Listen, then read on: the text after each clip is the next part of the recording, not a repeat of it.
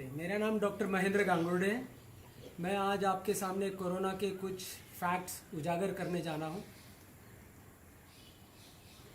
Corona जो virus है उसकी जो डिसीज़ है उसका नाम है Covid COVID-19 corona virus disease 2019। और जो वायरस का नाम है वो सार्स कोव 2 दिया गया है। और ये जो सार्स कोव 2 है ये 11 फरवरी 2020 में इसका नामकरण हुआ सार्स कोव 2। और इसे कोरोना इसलिए कहा जाता है कि जो वायरस है इसके सेल वॉल के बीच में प्रोटीन्स है जो कि क्राउन की तरह है, मतलब मुकुट में जैसे पहनते हैं, और इसीलिए इस टाइप के वायरस को कोरोना कहा गया। बहुत तरह के कोरोना वायरस है लेकिन इस वायरस को सार्स कोव 2 कहा गया है। 11 फरवरी 2020 में इसका नामकरण हुआ और 11 मार्च 2020 में इसे पैंडेमिक डिक्लेयर किया गया। पैंडेमिक का मतलब है विश्व के हर देश में ये फैल चुका है और बहुत लोग इससे पीड़ित हो चुके हैं और बहुत लोग अपनी जान भी गंवा पहुँचे हैं। मैं आपको कुछ इसके बारे में बताना चाहता हूँ कि हमारे शरीर में लगभग 37.2 ट्रिलियन सेल्स होते हैं और हमारे सेल्स अलग अलग तरीके से होते हैं और हमारे शरीर में लगभग 210 तरह के डिफरेंट टाइप्स ऑफ पेशी होते हैं या सेल्स होते हैं, वो अलग अलग होते हैं। और कोरोना कुछ स्पेसिफिक सेल्स को ही अटैक करता है, हर सेल को वो अटैक नहीं करता है या हर सेल से वो जुड़ नहीं जाता है। वो किस तरह से मैं आपको समझाने की कोशिश करता हूँ। हमारे शरीर में अगर हम साइज़ वाइज देखा जाए तो सबसे बड़ा सेल हमारे शरीर में एक फीमेल का ओवा जो होता है, अंडा जो होता है, वो सबसे बड़ा माना जाता है। और सबसे छोटा वाला जो सेल है वो मेल्स का स्पर्म होता है, उसे माना जाता है। बाकी जो सेल्स हैं वो या इन दोनों के साइज़ के बीच में। मैं साइज़ की अगर बात करूं तो अगर 1 सेंटीमीटर के 100 टाइम अगर हम लोग छोटा करें तो 100 माइक्रोमीटर होता है, एक सेल उसके लगभग होता है। और उसके भी 100 टाइम 10 टाइम कम छोटा कर दे तो एक WBC जो कि 7.2 माइक्रोन की होती है, मतलब 10 से भी कम होती है, और उससे भी 100 टाइम्स कम कर देंगे तो वायरस, मतलब आप सोचेंगे कि 1 सेंटीमीटर के 10,000 छोटा पार्ट करने से जितना छोटा बनता है उतना वो वायरस का साइज होता है। So it's a very small virus. It is smaller than the RBCs, मतलब हमारी जो पेशियां हैं, लाल रक्त पेशियां, उससे भी 10 गुना छोटा है वो। और हमारे सेल्स, हमारी जो पेशियां हैं उसकी कुछ खूबियां होती हैं। जैसे ये सेल मैंने बड़ा करके दिखाया है, ये हमारे सेल वॉल है और हमारे सेल वॉल में भी प्रोटीन्स होते हैं जो बाहर आते हैं। अलग अलग प्रोटीन अलग अलग तरीके से होते हैं। उसी तरह से वायरस में भी प्रोटीन होते हैं जो बाहर आते हैं। और हमारे जो कुछ प्रोटीन है कुछ सेल्स के, वो इनको पहचान के इनको पकड़ लेते हैं। और वो सेल्स कौन से होते हैं वो हमें जानना बहुत ज़रूरी है। ये जो सेल है, सेल वॉल है, इसके अंदर ये फैट का लेयर होता है और इन फैट के लेयर के बीच में ये प्रोटीन के लेयर होते हैं। और वायरस का जो सेल वॉल है वो भी फैट का होता है और इसका जो प्रोटीन है वो हमारे सेल में से जो प्रोटीन आता है ACE2, एंजियोटेंसिन कन्वर्टिंग एंजाइम 2 करके नाम का एक प्रोटीन है। ये प्रोटीन वायरस के प्रोटीन से जुड़ता है और वो दोनों का बॉन्ड बन जाता है। जैसे ये दोनों का बॉन्ड बन जाता है ये प्रोटीन अंदर खींचा जाता है और इसके साथ वायरस अपने शरीर के अंदर प्रवेश करता है। आप ये देखेंगे कि ये ह्यूमन सेल का सेल वॉल है और इसके ऊपर ये ACE2 करके प्रोटीन है। इसे एंजियोटेंसिन कन्वर्टिंग एंजाइम 2 प्रोटीन कहा जाता है। इसके साथ में TMPRSS2 ये प्रोटीन भी होना ज़रूरी है। ये प्रोटीन इसको एक्टिवेट करता है जिस वजह से ये जुड़ जाता है और जुड़ने के बाद ये वायरस हमारे सेल के अंदर चला जाता है और उसके अंदर का जो RNA मटेरियल है वो हमारे शरीर में घुस जाता है। ये वायरस का छोटा सा रूप मैंने दिखाया है कि ये इसके प्रोटीन्स है जिसे कोरोना कहते हैं। ये इसका सेल वॉल है और इसके अंदर जो भी है वो RNA है। एक बार ये आरएनए अपने शरीर में घुस जाता है तो ये आरएनए हमारे सेल के न्यूक्लियस के अंदर जाके हमारे डीएनए से मिलके हजारों वायरस की कॉपीज बनाता है। सो वायरस अपने आप से दुगना नहीं हो सकता, चौगुना नहीं हो सकता, वो अपने आप से उत्पादन नहीं कर सकता, इसलिए वो किसी होस्ट के सेल में जाके, उसके न्यूक्लियस में जाके अपने पेशीज बनाता है। तो जैसे हमारे शरीर के अंदर चला जाता है वो, तो हमारे न्यूक्लियस में जाके हमारे शरीर से प्रक्रिया यूज़ करके वो हज़ारों वायरसेस बनाता है, और इस तरह से ये सेल जो है वो थक जाता है और मर जाता है अल्टीमेटली, और एक वायरस से हज़ारों वायरस बन के वो दूसरी पेशियों में जाता है। तो मैं आपको ये बताना चाहता हूँ कि ऐसा कौन सा हमारा पेशी है जो इस वायरस को पकड़ता है, ऐसा कौन सी पेशी है जिसके अंदर ये ACE प्रोटीन होते हैं, और ये कुछ स्पेसिफिक भाग के ही पेशी होते हैं, सेल्स होते हैं जो ये ACE प्रोटीन पकड़ते हैं, और वो होते हैं हमारे रेस्पिरेटरी ट्रैक के, हमारे सांस की जो नली है उसके अंदर जो एपिथीलियम है या एंडोथीलियम है, नाक के अंदर जो एंडोथीलियम है, गले के अंदर जो एंडोथीलियम है, इसमें ये ACE का प्रोटीन होता है। और इसीलिए ये वायरस जब हमारे शरीर में या सांस में चला जाता है तो ये पेशी उसको खींच लेती है, और हमारे शरीर के अंदर जाने के बाद वो एक पेशी से हज़ारों पेशियां होती है, जिससे वो पेशी मरने के बाद उसका म्यूकस बनता है, और जिस वजह से इरिटेशन होता है, जिस वजह से खांसी आती है, छींक आती है, और गले में सांस लेने की भी तकलीफ हो जाती है। कई बार ये जो है फुफ्फुस जो है अपना, जो लंग्स है, लंग्स के अंदर जो एयर सेल्स है, नॉर्मली अगर आप देखेंगे तो इतना पतला होता है, इसमें हवा आने के बाद इसके बाजू में जो आर्टरीज होती है उसमें ऑक्सीजन चला जाता है, कार्बन डाइऑक्साइड वापस आ जाता है।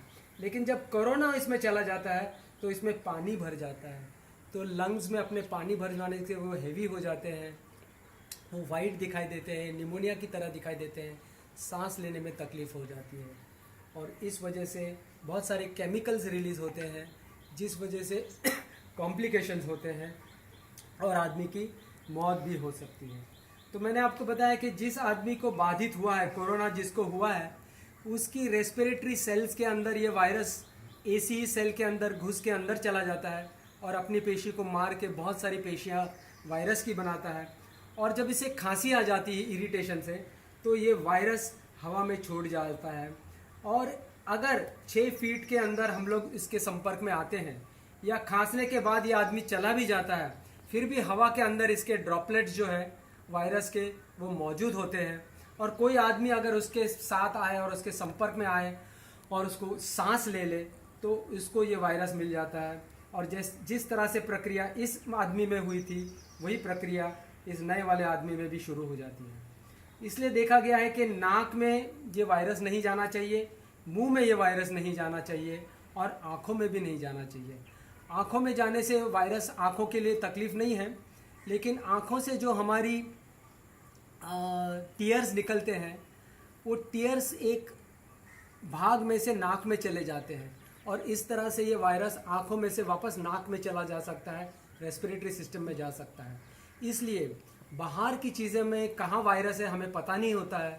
हम किसी चीज़ को हाथ लगाने के बाद हमारे आँखों को हाथ नहीं लगाना चाहिए, नाकों को हाथ नहीं लगाना चाहिए, और मुंह में हाथ नहीं लगाना चाहिए, जिस वजह से हम बाहर का वायरस हमारे शरीर में नहीं जाने दे सकते हैं। और जब हमारे शरीर में ये वायरस पूरी तरह फैल जाता है तो हमारी पेशियां इतनी मर जाती है, और इन वायरस को मारने के लिए जो हमारे एंटीबॉडीज़ और हमारी जो केमिकल्स निकलते हैं उससे शरीर गर्म होता है और इसलिए बुखार आता है। सो बहुत से सिम्टम्स जो है हमारे वो है बुखार, सर दर्द, सूखी खांसी, कई बार गीली खांसी भी हो सकती है, गले के अंदर तकलीफ़, गले में खराश, निगलने में तकलीफ़, और फिर बहुत ज़्यादा हो जाता है तब जाके सांस लेने में तकलीफ़ हो सकती है, और पूरे बदन में दर्द होना शुरू हो जाता है। और कई बार गैस्ट्रोइंटेस्टिनल सिस्टम जो हमारी अन्न नलिका है उसके अंदर भी ये वायरस होता है, उसके अंदर भी ये वायरस ACE के प्रोटीन्स होते हैं, वो प्रोटीन्स इसको पकड़ के वो पेट के अंदर भी इसकी तकलीफ शुरू कर देता है, तो इसलिए लूज मोशंस भी हो सकते हैं। तो ये जो सिम्टम्स है अगर अगर आपको है तो आपने सावधान रहना चाहिए, अपने घर वालों को सावधान करना चाहिए कि मेरे पास ना आए, आप खुद उनके पास ना जाएं, छींकते वक्त मुंह पे ऊपर रुमाल रखें, या ऐसी कोई इमरजेंसी है जहां रुमाल नहीं है तो अपने कोनी में आप छींक सकते हैं या खांस सकते हैं। लेकिन ये ज़रूरी नहीं है कि जो आपको सर्दी हुई है, जो आपको बुखार हुआ है, हेडेक हुआ है, बदन दर्द हुआ है, वो कोरोना वायरस से है। ऐसे बहुत से वायरसेस है जिसकी वजह से ये सिम्टम आपको हो सकते हैं। और वो है कॉमन कोल्ड जो हमें सर्दियों में हमेशा होता है, नाक बहती है, बुखार आ जाता है, वो एक एडिनो वायरस है, उसकी वजह से होता है, कोरोना वायरस से नहीं होता है। सो आपको जो सिम्टम हुए हैं हो सकते हैं कि वो एडिनो वायरस से हुआ हो। There is another virus called as seasonal flu, जिसमें इन्फ्लुएंजा नाम का एक वायरस होता है, उसके दो भाग है ए और बी, उसमें भी वो फ्लू लाइक सिम्टम होते हैं, मतलब सेम सिम्टम जो कोरोना में होते हैं वो इन्हीं में भी होते हैं। बीच में आपने देखा होगा कि स्वाइन फ्लू आया था, स्वाइन फ्लू को नाम दिया था H1N1, वो इन्फ्लुएंजा ए के एक पार्ट से होता है। फिर बाद में एक बर्ड फ्लू आया था जिसका नाम था H5N1, जो भी इन्फ्लुएंजा ए का ही अलग सा रूप है, उसकी वजह से बर्ड फ्लू है। उसके बाद में एक सार्स करके डिसीज आई थी, सीवियर अक्यूट रेस्पिरेटरी सिंड्रोम, ये कोरोना वायरस से हुई थी। और ये जो सार्स की बीमारी थी ये कोरोना का ही एक भाई था जिसकी वजह से हुई थी, लेकिन वो आके सिमट गया, उसका पैंडेमिक नहीं हुआ, वो कुछ जगह पे ही रहा। उसके बाद में और एक कोरोना का भाई था, उसका वायरस से डिसीज हुआ, वो यूजुअली मिडल ईस्ट में रहा, गल्फ कंट्रीज में, इसलिए उसको नाम मर्स दिया गया, मिडल ईस्ट रेस्पिरेटरी सिंड्रोम। वो सिर्फ उन्हीं देशों में पाया गया और उसके बाद वो खत्म हो गया। उसके बाद एक स्टमक फ्लू है, नॉन पोलियो वायरस, मतलब अब पेट में जाके जुलाब करने वाला वायरस है, वो भी एक एंटेरो वायरस है। तो ये सारे वायरस की वजह से भी जो सिम्टम्स मैंने आपको बताया कि बुखार, सर्दी, गले में दर्द, खांसी, बदन दर्द, ये सब इन वायरस से भी हो सकता है। तो ज़रूरी नहीं है ये कोरोना से हो सकता है, लेकिन सावधानी बरतना बहुत ज़रूरी है। तो हम किस तरह से सावधानी बरत सकते हैं? एक है कि सोशल डिस्टेंसिंग करना चाहिए, भीड़ भाड़ वाली जगह में नहीं जाना चाहिए। घर के अंदर भी अगर आपको लगता है कि आपको बुखार है तो लोगों के पास में, बच्चों के पास में, खास करके बूढ़े लोगों के पास में, या जिन लोगों को कोमॉर्बिड डिसीजेज है जैसे ब्लड प्रेशर है, डायबिटीज़ है, हार्ट अटैक है, या लिवर ट्रांसप्लांट हुआ है, किडनी डिसीजेज हुई है, ऐसे लोगों के संपर्क में बिल्कुल नहीं आना चाहिए। इनको अलग कमरे में रखना चाहिए और हमको अलग कमरे में रहना चाहिए।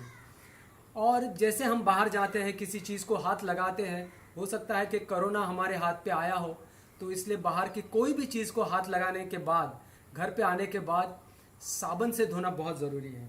इसके लिए मैं थोड़ा पीछे जाके आपको बताना चाहूँगा कि वायरस जो है उसकी जो सेल वॉल है, ये जो सेल वॉल है ये एक फैटी लेयर की होती है, और फैटी लेयर को मारने के लिए अल्कोहल से भी भारी है इमल्सिफाइंग एजेंट, मतलब कोई भी साबुन हो या डिटर्जेंट पाउडर हो, वो इस सेल वॉल को तुरंत मार देता है। तो मेरा ये आपसे गुजारिश है कि हर घर में आप एक बाल्टी रखिए, उस बाल्टी में आधा बाल्टी पानी लीजिए, 1 कप डिटर्जेंट जो हम लोग कपड़ा धोते हैं वो साबुन लीजिए, 1 चम्मच, और वो 1 चम्मच उसमें डाल के उसमें अच्छा सा झाग आने तक उसको फैलाइए, और वो बाल्टी आप अपने घर में रखिए ताकि घर में हर वो आदमी बाहर से आने वाला उस बाल्टी में हाथ धोएगा। और ये देखा गया है कि जो सोप वाटर है, सोप सोल्यूशन वाटर है, डिटर्जेंट पाउडर का, उससे वायरस की डेथ सबसे अधिक होती है, सबसे फास्ट होती है अल्कोहल और अदर सैनिटाइज़र से ज़्यादा। सो बहुत ज़्यादा पैसा अल्कोहलिक या सैनिटाइज़र में खर्च करने से बजाय आप ये घरगुती इलाज जो है कि एक बाल्टी के अंदर आधा बाल्टी पानी लेके उसमें 1 चम्मच डिटर्जेंट डाल के वो पानी आप यूज़ कर सकते हैं। और ये पानी घर का हर आदमी यूज़ कर सकता है, आपके आउट हाउस वाले यूज़ कर सकते हैं, बाहर से आने वाले लोग यूज़ कर सकते हैं। आपकी चाबी किसी ने छुई है तो वो चाबी भी उसके अंदर धो सकते हैं। हर वो चीज़ जिससे धो सकते हैं वो उसमें धो सकते हैं। और ये पानी 2 दिन या 3 दिन तक भी यूज़ कर सकते हैं। इससे पानी की बचत है, साबुन की बचत है, और सबसे इम्पॉर्टेंट है वायरस की डेथ बहुत जल्दी होती है। ये इस तरह से हम लोग इसको कंट्रोल कर सकते हैं। और मैं चाहता हूँ कि साबुन से हाथ धोने के बजाय आप डिटर्जेंट वाले पाउडर में अगर आप हाथ धोते हैं तो that is the fastest way of killing the virus. Second thing is, अपने घर के अंदर रहिए, मॉल में मत जाइए, भीड़ भाड़ वाले इलाके में मत जाइए। ज़्यादातर ये कोशिश कीजिए कि लोगों के संपर्क में ना आए। और जैसे मैंने कहा, खांसते वक्त रुमाल का यूज़ कीजिए। मास्क का यूज़ करना बहुत ज़रूरी है। जब भी आप बाहर निकलते हैं तो मास्क यूज़ करना चाहिए, जिसकी वजह से आपका नाक पूरा बंद हो। मैंने देखा है कई बार लोग मास्क यूज़ करते हैं, सिर्फ मुंह बंद करते हैं और नाक अपना खुला रखते हैं, तो उससे कोई फ़ायदा नहीं होता है, उससे और ज़्यादा डेंजर है। इट इज़ बेटर कि आप नाक भी बंद करें, मुंह भी बंद करें, और गॉगल या चश्मा पहने तो ताकि आँख भी आपकी प्रोटेक्टेड रहे। और सैनिटाइज़र की बदले में मैंने आपको जो कहा है वो आप यूज़ कर सकते हैं। और रहा बात ट्रीटमेंट का, बहुत सी इसमें तकलीफ़ें और बहुत सी ट्रायल्स हो रही हैं, लेकिन ये देखा गया है कि जो हाइड्रोक्सीक्लोरोक्विन है, जो हम लोग मलेरिया के लिए यूज़ करते हैं, क्रॉनिक इन्फ्लेमेटरी डिसीज़ के लिए यूज़ करते हैं, इंडिया में बहुत इजीली अवेलेबल है। जिस किसी को घर में अगर कोरोना हुआ है तो उसके घर के आदमी ने डॉक्टर की सलाह के बाद हाइड्रोक्सीक्लोरोक्विन लेना बहुत ज़रूरी है। खुद होके ट्रीटमेंट मत लीजिए। हाइड्रोक्सीक्लोरोक्विन का बहुत डेंजरस हार्ट डिसीज़ हो सकता है, इसलिए खुद होके ट्रीटमेंट ना करें। डॉक्टर की सलाह के बाद ही हाइड्रोक्सीक्लोरोक्विन चालू करें। इसके बाद और भी ड्रग्स का ट्रायल किया है और वो काफ़ी कारगर साबित हो रहा है। HIV की ड्रग्स हैं, लोपिनाविर और रोटिनाविर, वो यूज़ की जा रही है। एक है एंटी फ्लू गोली है जो कि हर फ्लू के लिए ऊपर चलती है, वो है फेविपिराविर, इंडिया में अवेलेबल नहीं है। इबोला ड्रग है रेमडेसिविर, वो आजकल अवेलेबल है और बहुत सीरियस पेशेंट्स में ही दी जाती है। मैं ये जो दवाइयाँ बता रहा हूँ आपको लेने के लिए नहीं कह रहा हूँ, this is only for your knowledge and to tell you कि बहुत सारी मेडिसिन उपलब्ध है, आपको डरने की आवश्यकता नहीं है। और एक नया ड्रग है नैफामोस्टैट, ये जो है मैंने बताया आपको AEC जो प्रोटीन होता है उसको ब्लॉक करता है, इस वजह से वायरस अपने शरीर में नहीं जाता है। ये ड्रग वायरस को मारता नहीं है, लेकिन वायरस को शरीर में अंदर जाने से उसका प्रवेश रोक देता है।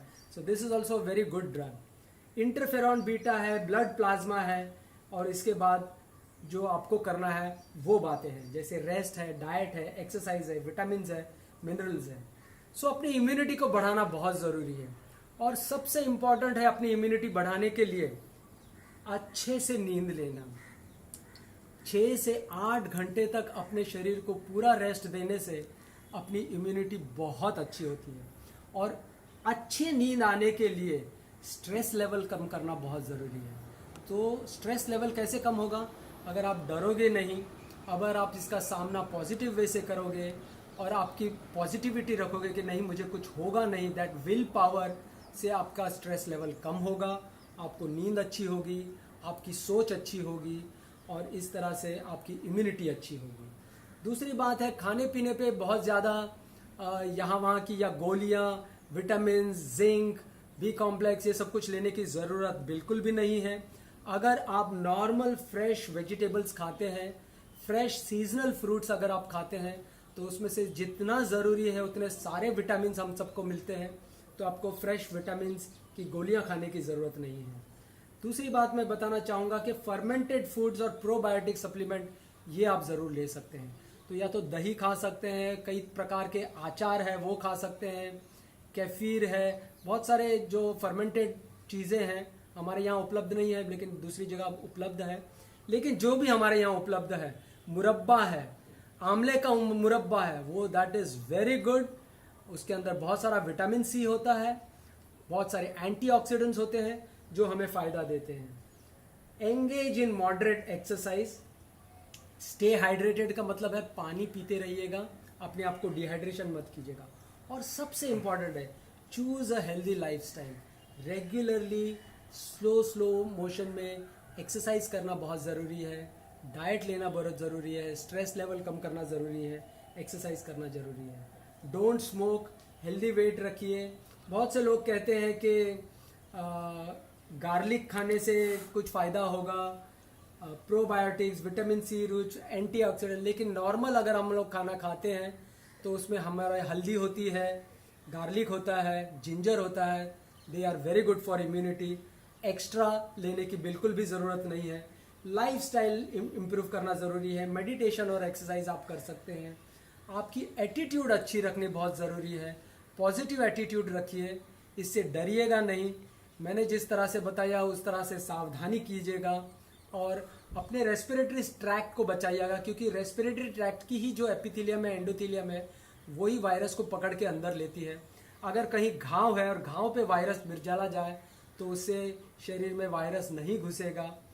कोई सेल्स के अंदर होगा, नहीं होगा, मसल के अंदर जाएगा, नहीं होगा, लिवर के अंदर जाएगा, वो वायरस नहीं होगा। It is only the respiratory system जिसमें कि वो AEC प्रोटीन होता है जो वायरस को पकड़ के अपने शरीर में लेता है।